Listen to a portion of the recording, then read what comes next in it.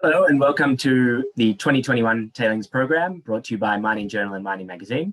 I'm Nadav Shemer, and with me is Todd Wisdom, Director of Tailings Solutions at FLSmidth, who is joining us from Salt Lake City. Hi, Todd. Hi, Nadav. So Todd, I understand you're a global firm. So firstly, in terms of the mining sector and more specifically tailings, where do you mainly operate around the globe?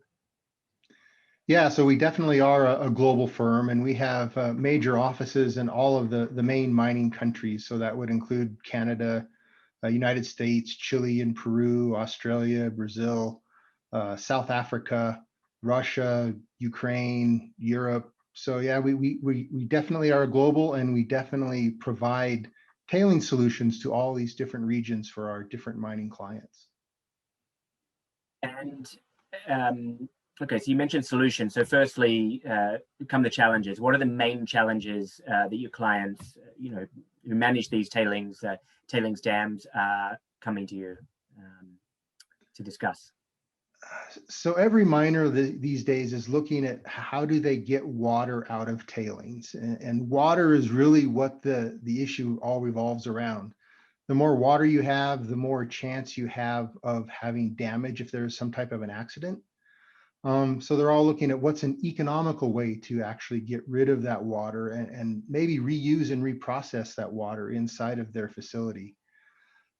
Depending on where you're at in the world, whether it's what we call a positive water environment or a negative water environment, there's different costs that are associated with the different solutions and different solutions that we would recommend to each of those clients. There's many challenges that go with evaluating these different solutions. You have to look at the local constraints. So what are the local regulations and permits? What are the seismic conditions? Seismicity takes a big role in what would be a large, tall tailings dam. Obviously, it has a bigger chance to fail than a small one. You need to look at rainfall. You need to look at what the local population is like. And certainly last but not least is looking at the economics of any particular solution. If something's not economical, the mine will shut down or won't be built, right? So economics always plays into any kind of a solution, even if it's being driven by regulations. A good example of this is in Chile and Peru. They use a lot of desalinated water because it's an arid climate.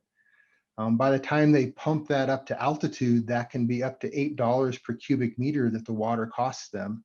So even if regulations aren't driving them to do a particular solution, at $8 a cubic meter, you can pay for a lot of different dewatering technologies. For example, or for comparison, in Canada, water costs probably 10 to 20 cents per cubic meter. So you're talking easily an order of magnitude more in cost for the water in that kind of an arid environment. We're going to discuss the solutions. What are some of the solutions you provide as a firm, or perhaps developing to help address these challenges? Okay. So FLS is very focused on providing sustainable solutions for both the cement and mining industries, which are the two focus industries for FLSmidth. We've got a corporate initiative called Mission Zero, which is driving us towards providing sustainable solutions for both of those industries and looking at going towards zero waste in terms of power and CO2 and water. So we're really looking at how do we decrease the usage of all of those, or the emissions of those in the case of CO2, so that we have a more sustainable industry for the world. Specifically for tailings, that usually revolves around how much water can we recover from a particular solution.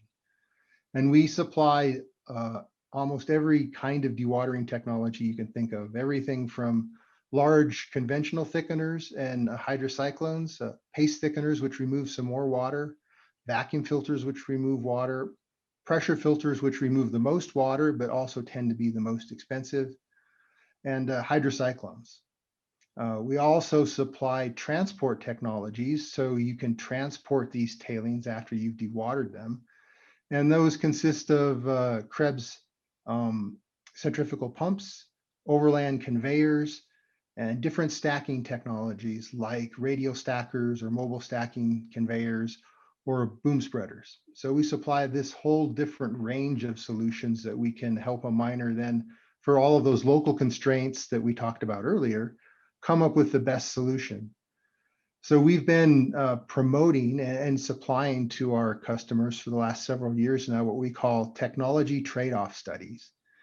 And so if a miner gives us a single sample, we can take that sample, evaluate all those different dewatering technologies that I just mentioned, and also evaluate all the different transport technologies that I mentioned, and come up with some kind of an optimal solution that will help the miner come up with the best solution for their particular site and mine.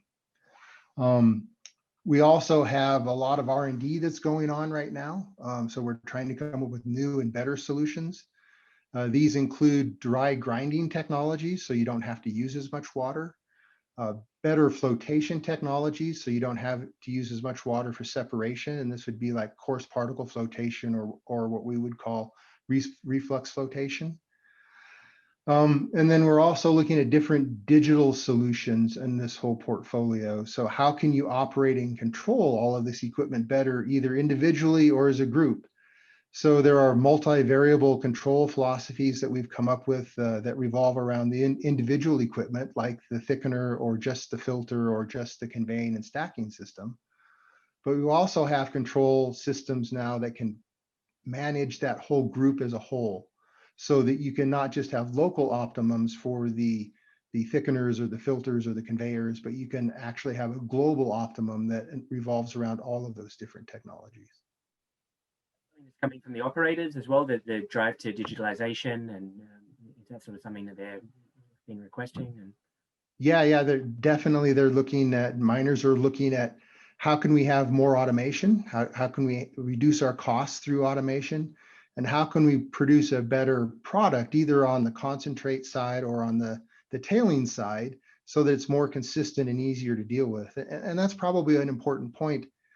When you're dealing with these higher dewatering technologies, you need to start thinking about your tailings as a product and not just necessarily a waste stream that you just throw away and throw everything out into. If you think of it as a product, you're going to have a more consistent ability to dewater it and stack it and come up with a better solution over the long term. Because you've mentioned that you obviously work with, it sounds like the solutions are very much tailored site by site, Yep. the water situation, seismicity, location, and other factors. So are you able to provide any examples of projects where you've implemented some of these solutions we've discussed? Yeah, several of them. Because we provide so many different technologies, we have a lot of examples. Probably the first two that come to my mind is the paste thickening technology that I mentioned that delivers a fairly dewatered product, but it's not as much as a filter, but it costs a lot less. So there's a project that we're delivering for paste thickeners that's at 90,000 tons per day for a large mineral concentrator, and that'll be the largest installation for paste thickeners in the world. Kind of a step down from that is what we call high density thickening, and we're providing a large solution for that, 125 meter thickener. That'll be the largest high density thickener that's going to be up and running, and it'll be here later this year.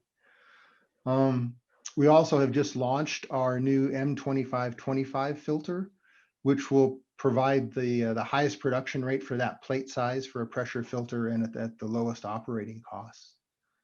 So some specific site examples I would use would be, there's a site called Carrara, which is in Western Australia, which is currently the largest operating filtered tailings facility in the world. It uses our mobile stacking technology. And that mobile stacking technology has been operating now well for 8 years. And that stacking technology stacks the filtered tailings in what's called lifts. And the lift is like a layer on a cake. And so we've done the first layer now, it's at 25 meters high, and they've just started to do the second layer of the cake, which is going to be another 25 meters tall. So that's a great facility, a good reference. And then probably the one that encompasses everything that we do is there's a project for Hindustan Zinc in India. Their wet tailings facility, their conventional tailings facility was filling up, and they had to come up with a new solution. And so we took samples from them. We did the trade-off study that I talked about, the technology solution study, came up with a solution for them that involved thickening, vacuum filtration, and pressure filtration. And that hybrid solution is allowing them to have the lowest operating and capital costs that they could for this particular mine site. So it's a great example of how you can come up with a good solution that's tailored fit for a specific mine in an arid environment. Well, thanks for taking us through the challenges that your clients deal with around the world, and obviously the customized solutions that you've been providing to them. Thanks very much. Yeah, thank you. Appreciate the time.